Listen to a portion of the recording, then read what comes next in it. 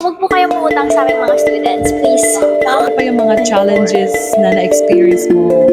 So we get worried na after a month. So, maubos na. Hello guys! Welcome back to my channel guys. So Life in Australia with Kate. So this time guys, I have a very good friend of mine. So I want you to meet Kay. So si Kay, isa siya sa mga students na na-meet namin during the first free tour we did for them. You know, I have been very active in supporting and helping the international students we have here in South Australia. And now that it has been a year, di ba, isang 1 year na tayong nag-meet, di ba?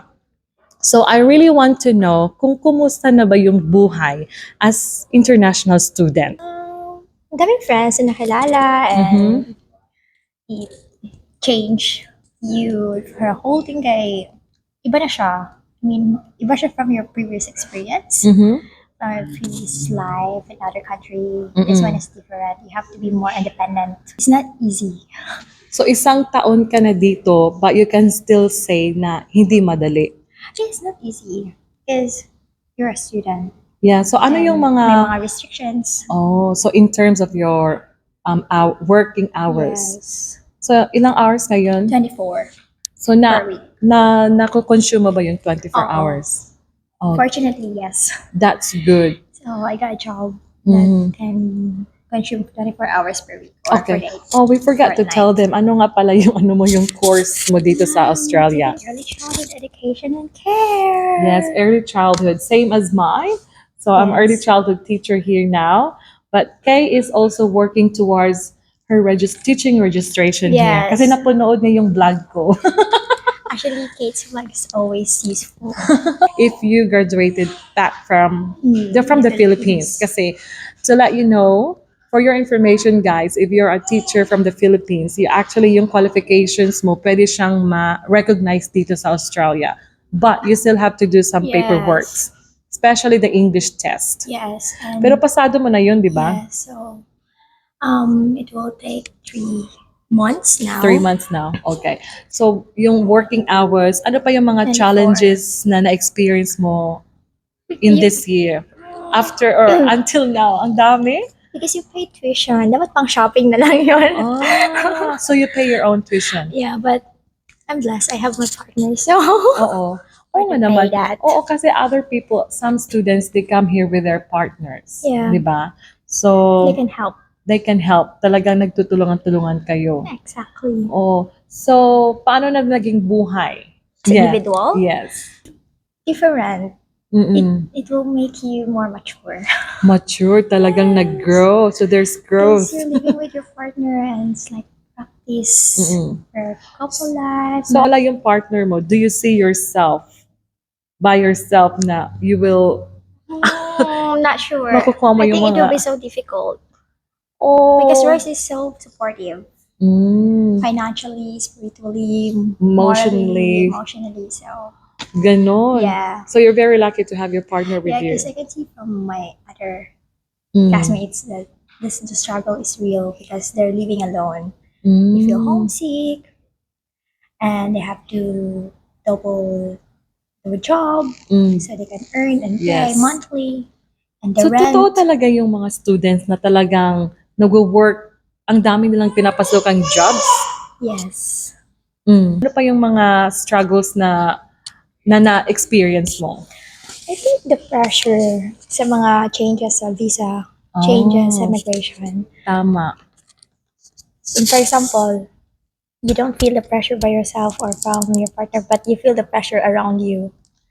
Like you always heard the struggles. So like, oh, kailangan mo na bang ma-pressure? Or, Anong klaseng pressure yung Kasi- sa environment? Like, some of my students are, may changes na 35 years old, na dapat for the graduate visa below. So some are like 36, 37, and they're like struggling and asking you, what's your plan next? It's like, no, I don't have plan. So parang siyang nakaka-pressure like, oh, what? Kailangan ko na. Oo, petty problems. You get influenced ba sa mga ilang gina-struggle pag so marag na-receive mo siya. Like, naka-pressure ka of your oo. environment. But, Pero pa sa mo, dalawa, nakaya naman siya. Nakaya. Nakasurvive naman siya actually. okay. If you know how to save money. Yeah, so And, save money Yeah, talaga. if you're a student, you have to save money, especially if walang nagsusupport na family or parents. Let's say, Yeah. your family is not supporting you financially, or you don't have enough savings, then you have to save money from your earnings. Exactly. So you can pay your tuitions, you pay the rent and anything. You can also buy what you want, or afford things, the basic needs here. Okay. So, paano yung mga accommodation ng mga students dito? I heard nagmamahal na, nagmamahal na daw, but Oh, since actually, we're the living renting, here yeah. for a year now, and we pay 460. 460 for the That's- for the room. yeah, that's the- 460. Wow. That's the price, but it got increased now, so it's like 525, 30. That's Wow, it's that's like the, you're renting a house. yeah, that's the price of our room currently. But since sabi ng head is we're a good payer, so we just retain 460. Oh, I see. Oh my God, that's very expensive. But you can Okay. have 460 now for a exclusive room, for a exclusive studio for the boat. So Okay. So expensive. ano yung masasabi mo sa mga students na nahihirapan na? Kasi you're very lucky because you have a partner who Yeah. can share the Yeah. burden, the challenges as international student. So how about those Pat sila your, lang? pat your back, guys. Pat You're- your back. You're doing good. Kasi may nakita ako talagang umuwi talaga siya back home sa Pilipinas kasi hindi daw niya nakayanan. Ba't nandito ka pa? I'm surviving because I have a good support system. The support system talaga importante yan, Yes, no? because even though you got financial support, if you don't have emotional support, it will be so hard. Yeah, so kailangan talaga. mga Kailangan ganun. siya. Kailangan kompleto yung support na nare-receive mo from the people you love para hindi mahirap. For example, pag na-homesick ka, at least may tatakbuhan ka. So in your or case, strong. ikaw ba nagbabayad ng tuition mo? We shared. My partner shared. You share both of you. Yes. Oh, that's good. Since you guys, kayo talagang kumukuha ng pera pambayad, Yeah. do you get money from The your family. families back home? No, because before we went here, we got savings. Oh, so you already So have we really planned everything to move in Australia. Because initially, our first plan is apply for a skilled visa. Since we thought it would be so long and we really want to move now, Okay. so we go for the student visa, and then so we use our savings and we make sure that pagpunta ng us dito, hindi naman kailangan mo kasi may savings. Like, Yes. pinag-prepare namin na ilang months. Yeah. Like, not just a month. Years. Yeah, so hindi mo alam So, na you mangyayari mean- next. So guys, if you are planning to be a student here in Australia, you need the savings. you really need to save money. You can just fly here you can and just then you can just padala sa mga agency like, you can go there and you can earn money, blah blah blah blah. Kasi some students, like based what I've heard, it take them 2 months, 3 months before they get a job. So what if you don't have a savings? exactly. How can you pay your tuition? Also, that's another tip and advice for that we can Yeah. share. That guys, if you're planning to be a student here, you really have to save money at least Yes. 3 months or 4 months to Yes. support you. Because the in rent. reality, you won't find the job straight away unless you have Exactly. your relatives here na naninirahan that they can recommend this job to you. Yeah. But if you're by yourself, Yeah. talagang mahirap. Kasi kami ni Royce, 1 month, wala pa kaming job. Pero we're blessed kasi may savings kami. So, Oo. may So the saving pagkukunan. exactly. Pambayad sa, kasi we pay for 60 per week. Tapos wala kaming job for 1 month. So we Yes. pay for 60 per week. Wala kaming jobless. Oh. So we get worried na after a month kasi what if maubos na yung savings natin? Oo, Tapos hindi pa tayo tama. nakakapagtrabaho. Well, you guys did really well. So, Hindi pa kami kumain. Hindi kami nag-eat out. okay, kasi marami akong naririnig na yung mga students daw, they're getting like 2 or 3 jobs dito sa Australia. So, anong masasabi mo dyan? Actually, it's real.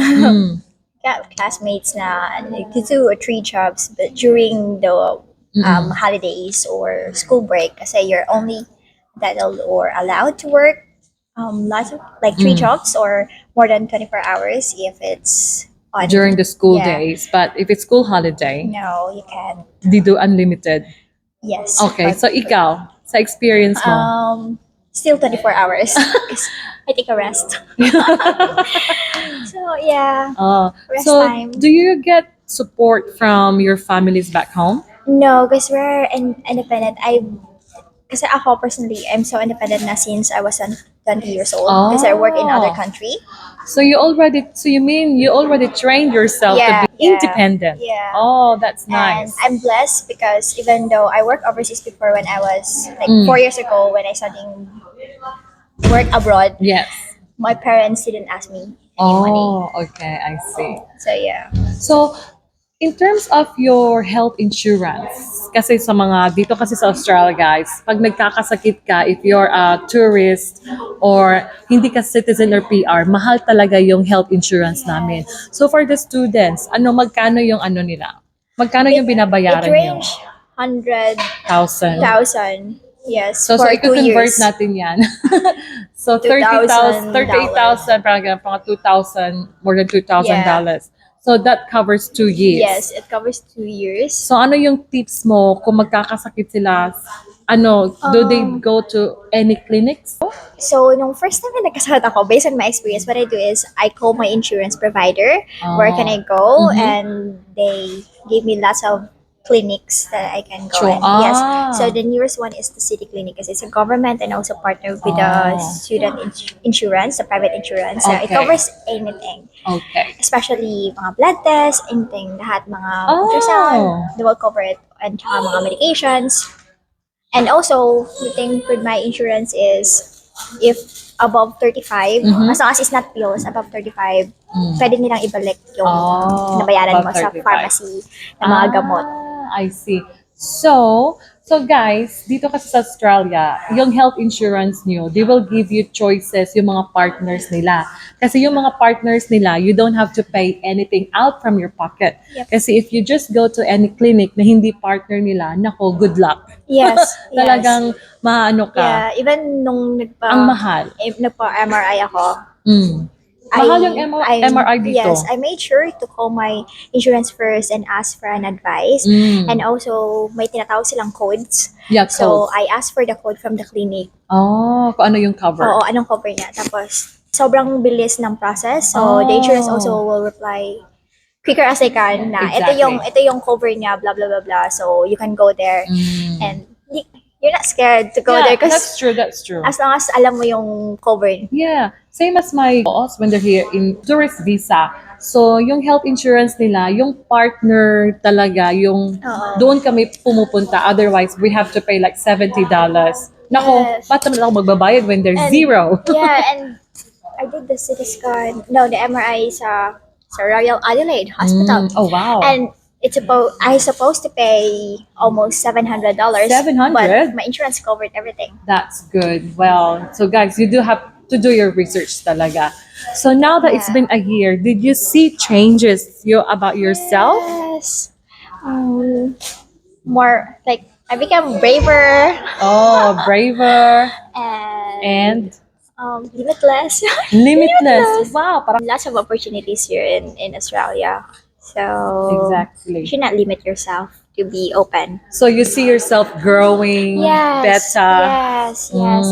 From my job before, like I'm a previous high school teacher, Oo, and I yes. work in childcare is way different. Yeah, from high school to this little one. Yes. And yeah, I think I grow. Oh, that's good. It's really nice to see that you see yourself growing as well. Yeah, and I like it always- when you say you're braver, Yeah, I love to challenge myself. all the fearless. time. Oh, Basta saktong rest lang. I don't Tama. I don't overwork myself kasi sabi nga nila Australia is work and life balance. So pinapanindigan ko. exactly. I always say that work and life balance talaga. It's not just about work. You Yeah. have to use your money as well, for your Yes. happiness. Yes. So ano yung mga advices mo ulit for mga international students na pupunta dito sa Australia? Don't be scared and always save money. That's the important thing. Bago pumunta ng Australia, dapat may savings. My savings, bakit? Yes, kasi what if wala kang trabaho? Nako. When you So get you here. mean when you Don't be confident So enough. don't be too confident. So nang nagpunta kayo dito sa Australia, you have savings Yes. like magkano for a month? At least can cover can cover Months. months. At least can cover like 4 months or 5 months. Basta yung inisip naman dalawa ni Royce, masyado kaming advance. Because we really prepared to move in Australia. Yes. So what we did our research and then save money Yeah. para hindi magkautang. Exactly. Magkautang. Oo, para hindi magkautang and Yes.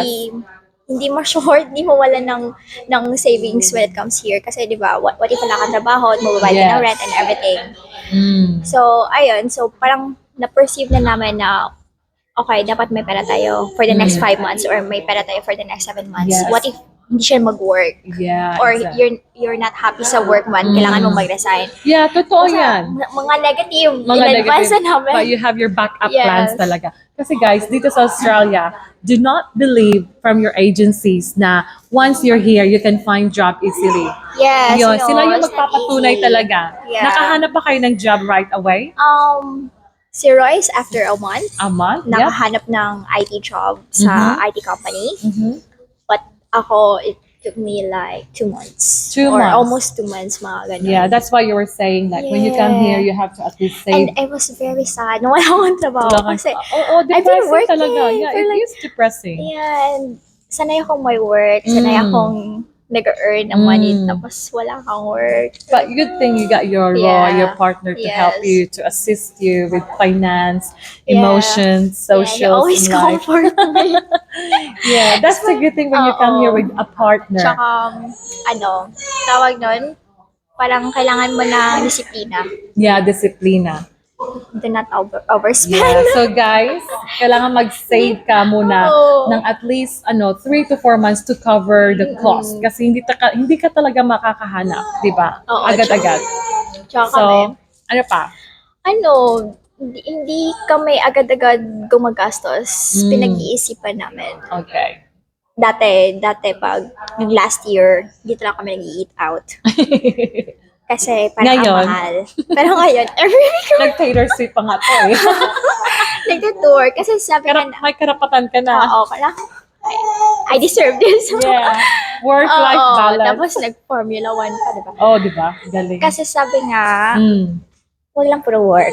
Oo nga, tama. Enjoy your life in Australia. Kasi Yes. hindi mo alam what will happen next. Yeah. Ano Don't mga stress ano pa? yourself. Don't stress yourself. Okay. Stress ka na nga. Pag alis mo sa Pilipinas, stress ka pa.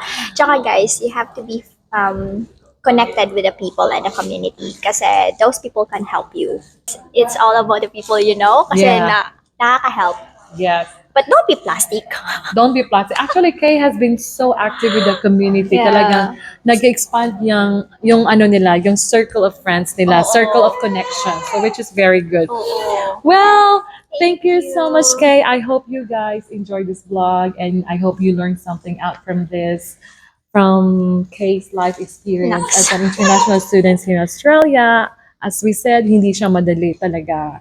Kaya you have to be really Strong, brave, brave, ano pa, fearless. fearless, limitless, Limitless. and faithful to God's promises. Yes, totoo. Always keep up the faith kasi that's important. So, yes, thank you so much. Tsaka, huwag po kayong mangutang sa aming mga students, please. Tama, huwag Wala kayong po umutang kaming sa mga extra. students. Wala, like, there are students. They're striving We really pay hard here. 65K monthly. 65,000. Yes, the tuition. Oh, 65,000 monthly? Wow. That's, So imagine, uutangan nyo pa kami. oh nga, tama. Sige guys, huwag kayong uutang. Bawal. And 70K monthly for the accommodation. So, Oh. Thank you Oh, so much, oo. guys. Bye. Thank you, Kay. bye-bye.